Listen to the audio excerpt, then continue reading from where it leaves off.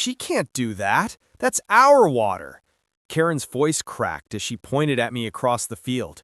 Her HOA board stood behind her, arms crossed like they owned the place.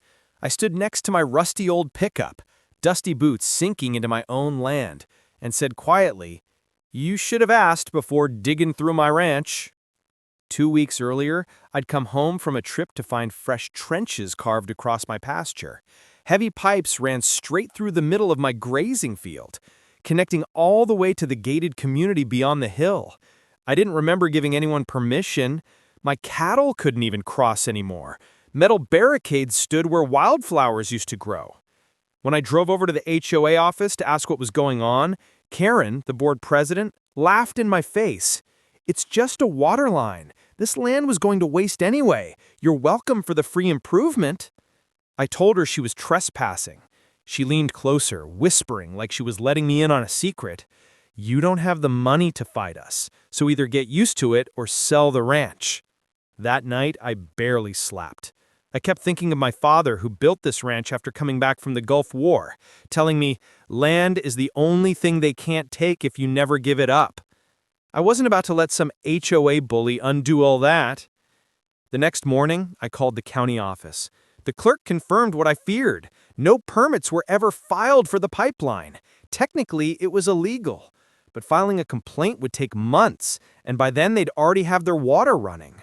I started asking around about where their pipeline ended, and that's when I discovered something they clearly didn't expect me to know. The HOA's entire water line was fed by a spring 5 miles north on a private property that was up for sale. When I drove out to see it, the place looked abandoned, just a small wooden shack beside a trickle of crystal clear water coming out of the rocks. The realtor told me the owner was desperate to sell because of medical bills. As I stood there, staring at the spring, I realized something that made me smile for the first time in days. If I bought this land, I wouldn't just own the water source, I'd control the only thing keeping Karen's community running. I went home that evening feeling calmer than I had in weeks. My neighbors noticed the change, but I didn't tell them why. The sale went through faster than I expected. By the end of the week, I signed the papers and became the legal owner of the spring.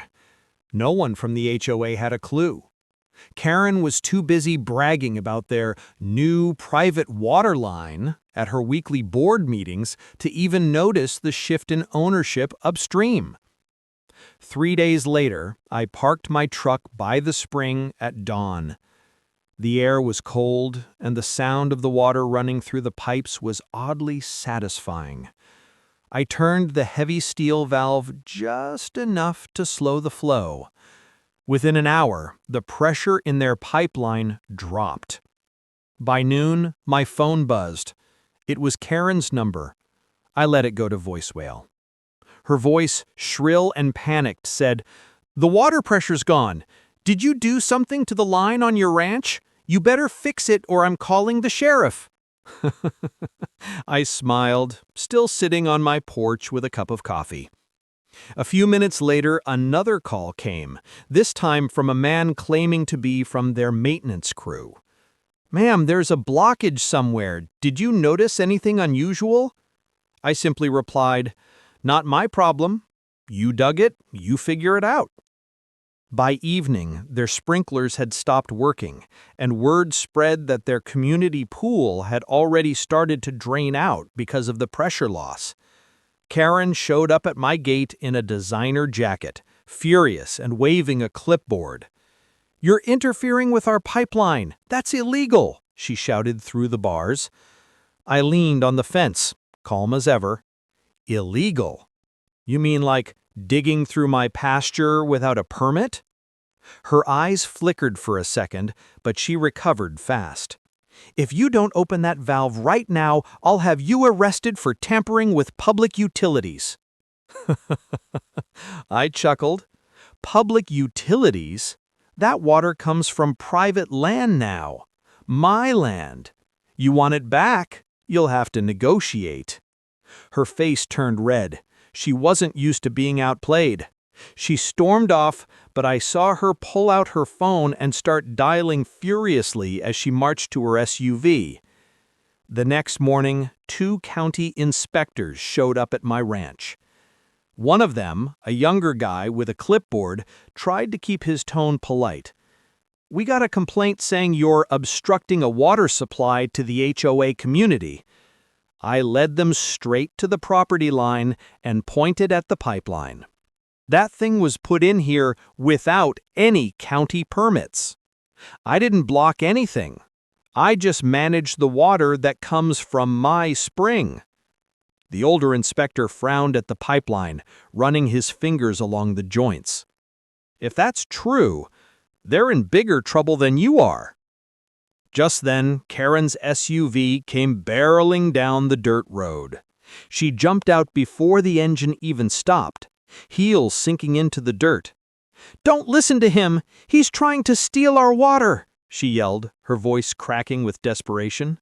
The inspectors exchanged a glance but didn't say a word. I could tell they already knew something wasn't adding up. Karen's voice kept climbing as she tried to convince the inspectors. "This man cut off water to hundreds of families. You have to fine him or arrest him right now." The older inspector adjusted his glasses and asked calmly, "Ma'am, do you have any documentation proving you had permission to run this pipeline across his property?" Karen blinked, caught off guard. We didn't need his permission. The water belongs to the community." Belongs to the community? That spring is 5 miles away on private land. It belonged to someone else until last week. Now it's mine. And this, I kicked the pipe lightly, was dug illegally through my ranch. So tell me again how it belongs to you. Karen's face turned pale as the inspector started jotting down notes. "You can't just buy the spring. You can't." The younger inspector replied, "Actually, he can, and from what we see here, your HOA may have violated state water and trespassing laws." Karen's jaw tightened, and she tried one last card. She looked at me with a fake sweet smile. "All right, fine. Let's be reasonable. I'm willing to make a deal. Just turn the water back on before sunset, and I'll make sure the board compensates you fairly." I shook my head. "The time to make a deal was before you tore up my pasture." She glared at me, then muttered something under her breath and stomped back to her car. The inspectors promised to file a report and warned her to shut down the pipeline until the legal issues were resolved. That evening, I got a call from an unknown number. I almost ignored it, but decided to pick up. A deep, impatient voice said, "You don't know who you're messing with. Karen's husband has friends in the county office. If you don't open that valve by tomorrow morning, they'll make sure you regret it." I stayed silent for a few seconds, then replied, "If they want to come for me, tell them to bring paperwork, not threats." I hung up before he could respond. The next day, I noticed a black SUV parked across the road from my gate. 2 men sat inside, pretending to be on their phones, but watching the house. I'd seen that kind of intimidation tactic before, during my years in the Marines. That's when I decided to prepare.